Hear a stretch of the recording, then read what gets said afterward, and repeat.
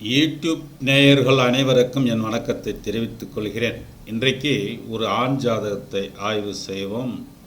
அதாவது திசா புத்திக்கு பலன் எப்படி எடுப்பது, திசா புத்தி சொல்கிறோம் இல்லையா, இது நிறைய பேர் திசா புத்திக்கு பலன் சொல்வதே கிடையாது. ஜாதகத்தில் என்ன இருக்கோ அதை மட்டும் சொல்லக்கூடியவர்கள் நிறைய பேர் இன்றைக்கு இருக்கிறாங்க. திசாபுத்திக்கு சில பேர் மட்டுமே பலன் சொல்லுகிறார்கள். இந்த திசாபுத்திக்கு பலன் எப்படி சொல்வது என்பது இந்த ஜாதகத்தின் மூலமாக நாம் பார்ப்போம். அதாவது இந்த ஜாதகர் 8/2/1977 அன்று 14 மணிக்கு அஸ்த நட்சத்திரம் 3ஆம் பாதத்தில் ரிஷப லக்னம் கன்னியா ராசியில் ஜாதகர் பிறந்திருக்கின்றார். தற்போது வயது 48வது வயது நடப்பில் இருக்கிறது. சனி திசையில் புதன் புத்தி நடப்பில் இருக்கிறது. சனி திசை புதன் புத்தி நடப்பில் இருக்கிறது.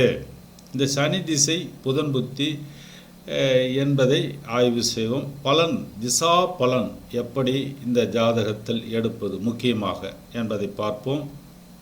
அதாவது புதன் பாவக ரீதியாக 8ஆம் இடத்தில் அமர்ந்திருக்கின்றார். சனி 3ஆம் இடத்திலே அமர்ந்திருக்கின்றார்.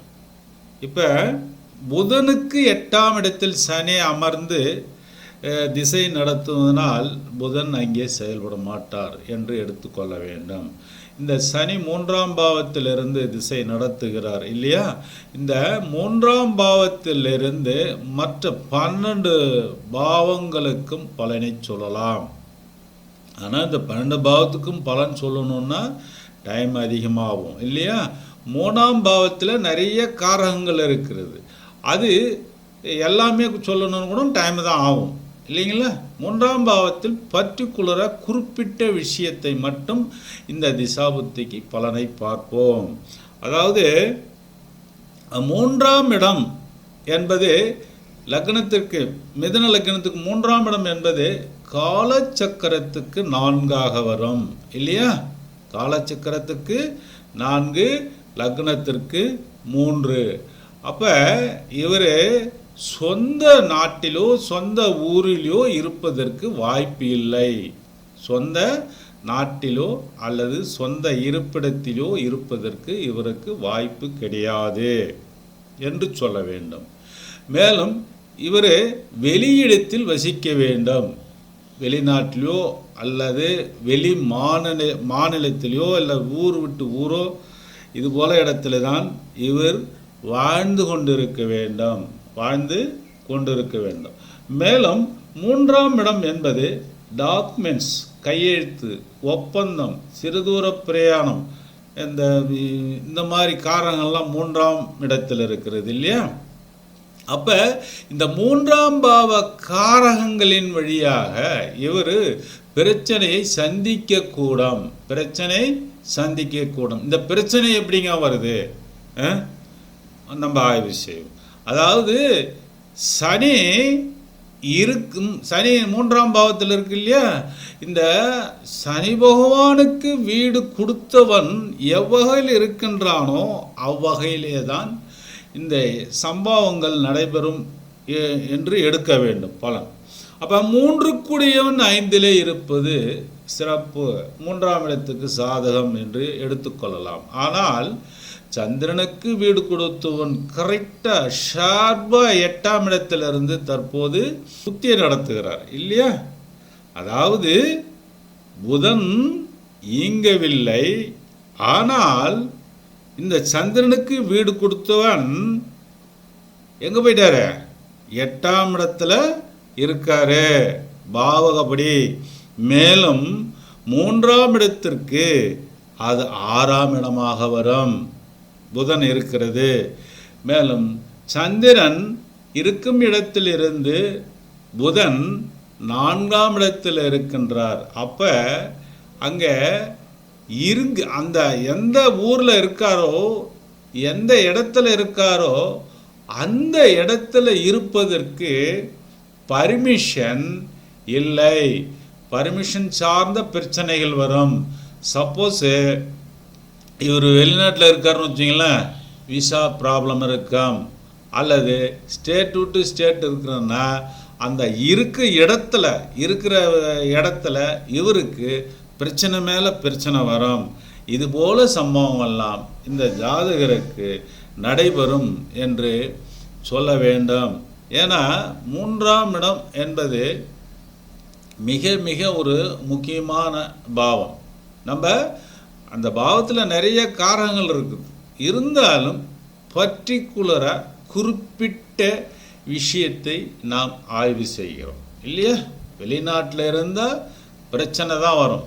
அங்கே இருக்கிறதுக்கு உண்டான விசா அனுமதி வேணும் இல்லையா. அந்த விசா தான் அனுமதி. அந்த விசா அங்கே முடிவடைஞ்சிருக்கும். ஏற்கனவே போயிருந்தால் முடிஞ்சிருக்கும், தற்போது கொடுக்க மாட்டாங்க. அது பெறுவது என்பது கடினம். அதே போல் அதர் ஸ்டேட்டில் இருந்தார் அப்படின்னாலும் அங்கே இருக்கிறதுக்கு பர்மிஷன் கொடுக்க மாட்டாங்க. ஆனால் வெளிநாட்டில் இருக்கிறதுக்கு பர்மிஷன் வேணும், விசா வேணும் இல்லையா. அதர் ஸ்டேட்டில் இருக்கிறதுக்கும் சில விஷயங்கள் பர்மிஷன் தேவை. அதாவது இருக்கும் இடத்தில் அவருக்கு பிரச்சனை வரலாம். பர்மிஷன் நம்ம அதர் ஸ்டேட்டில் போய் வாங்கணும்னு அவசியம் இல்லை. ஆனால் அங்கே இருக்கிறதுக்கு முடியாது. அங்கே ஏதாவது ஒரு ப்ராப்ளம் வந்துக்கிட்டே இருக்கும். வீடு கிடைக்காது, இல்லை தங்குறதுக்கு இடம் கிடைக்காது. அங்கே ஏதாவது 3ஆம் பாவ காரகத்தின் வழியாக பிரச்சனைகள் வந்து கொண்டே இருக்கும். அதனால் இவர் எங்கேயும் இருப்பது என்பது கடினம். ஆனால் இது எப்போ மாறும் அப்படின்னா 3ஆம் இடம் ஆக்டிவேட் ஆகும்போது தான் மாறும். அது வரைக்குமே பிரச்சனைக்குரிய விஷயமாக தான் ஜாதகர் அனுபவிச்சுக்கிட்டே இருப்பார். அவ்வளோ விஷயம் இந்த 3ஆம் பாவத்தில் இருக்கிறது. மேலும் இந்த ஜாதகர் வெளி இடங்களிலே இருப்பதற்கு வாய்ப்பு இருக்குது அப்படின்னு சொல்லியிருக்கேன் இல்லையா. இந்த பலனை எப்படி எடுப்பது, அதாவது வெளியூர், வெளி மாநிலம், வெளிநாடு என்ற இடத்திலே வசிப்பதற்கு வாய்ப்புகள் உண்டு அப்படின்னு சொல்லியிருக்கேன்.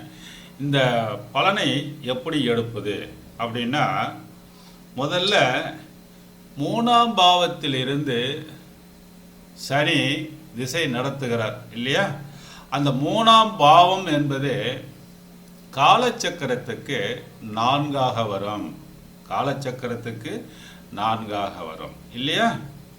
அப்போ 3, 4 என்பது சொந்த இருப்பிடம், சொந்த நாடு, சொந்த ஊர், சொந்த டிஸ்ட்ரிக்ட், சொந்த இருப்பிடம் என்று சொல்லக்கூடியது. 3ஆம் இடம் என்றால் சொந்த இடத்திற்கு ஆப்போசிட்டான இடம், அதாவது வெளியிடம், வெளிநாடு, வெளி மாநிலம், வெளியூர் என்று சொல்லக்கூடிய வகையில் எடுத்துக்கொள்ளலாம். அவ்வப்போது நம்ம அந்த 3க்குடையவன் சந்திரன் எவ்வகையில் இருக்கின்றானோ அவ்வகையிலே அந்த பலனை சொல்ல வேண்டும் இல்லைங்களா. அப்போ 3க்குடையவன் 3க்கு சாதகமாக தான் இருக்கார் இல்லையா. மேலும் வீடு கொடுத்தவன் பாவக ரீதியாக 8ஆம் இடத்துக்கு வந்து விடுகிறார். 8ன்றது காலச்சக்கரத்திற்கு 9ஆக வரும் இல்லையா. 8ன்றது காலச்சக்கரத்துக்கு 9, லக்னத்திற்கு 3. இங்கே காலச்சக்கரத்துக்கு சந்திரனுக்கு வீடு கொடுத்தவன் காலச்சக்கரத்துக்கு 9ஆகவும், அந்த 3ஆம் இடம் என்பது லக்னத்துக்கு 3ஆம் இடமாகவும் வருகின்ற பொழுது இவர் வெளியூர், வெளிநாடு, வெளி மாநிலங்களில் வசிக்க வேண்டும் என்று பொருள் கொள்ளலாம். அடுத்த ஜாதகத்தில் சந்திப்போம். நன்றி, வணக்கம்.